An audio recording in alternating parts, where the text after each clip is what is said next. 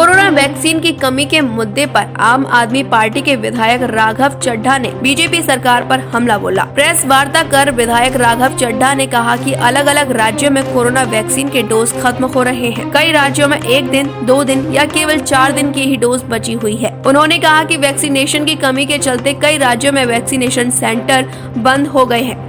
राघव चड्ढा ने आंकड़े उजागर करते हुए बताया कि आंध्र प्रदेश, बिहार, राजस्थान के पास केवल 2 दिन का स्टॉक ही बचा हुआ है, उत्तराखंड के पास 3 दिन का है और ओडिशा के पास 4 दिन की वैक्सीन डोज ही शेष बची हुई है। छत्तीसगढ़, तेलंगाना, हरियाणा में केवल 5 दिन की डोज बची हुई है। उन्होंने कहा कि 5 दिन के बाद अधिकतर राज्यों में टीके लगना बंद हो जाएंगे। सवाल उठाते हुए राघव चड्ढा ने कहा कि केंद्र सरकार दूसरे देशों को वैक्सीन के डोज एक्सपोर्ट कर रही है। उन्होंने कहा कि स्वास्थ्य मंत्रालय द्वारा जारी किए गए आंकड़ों के मुताबिक 645 लाख वैक्सीन के डोज 84 देशों को अब तक एक्सपोर्ट किए जा चुके हैं। राघव चड्ढा ने कहा कि जो देश भारत में आतंकवाद एक्सपोर्ट करता है, उस देश को भी भारत सरकार वैक्सीन एक्सपोर्ट कर रही है। उन्होंने कहा कि भारत सरकार ने वादा किया है कि 45 मिलियन डोज पाकिस्तान को एक्सपोर्ट किए जाएंगे। राघव चड्ढा ने कहा कि वह केंद्र सरकार से पूछना चाहते हैं कि सरकार के लिए भारत के लोग, उनका स्वास्थ्य जरूरी है या फिर पाकिस्तान की आबादी।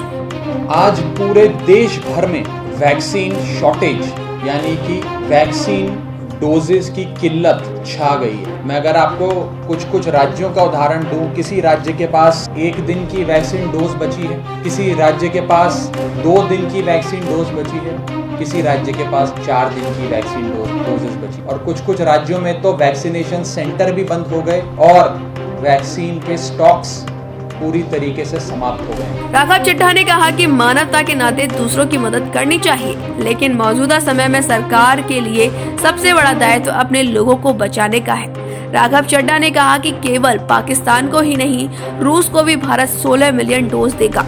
आम आदमी पार्टी नेता राघव चड्ढा ने कहा कि कई देश रणनीति बना रहे हैं, अपने पास वैक्सीन का स्टॉक इकट्ठा कर रहे हैं।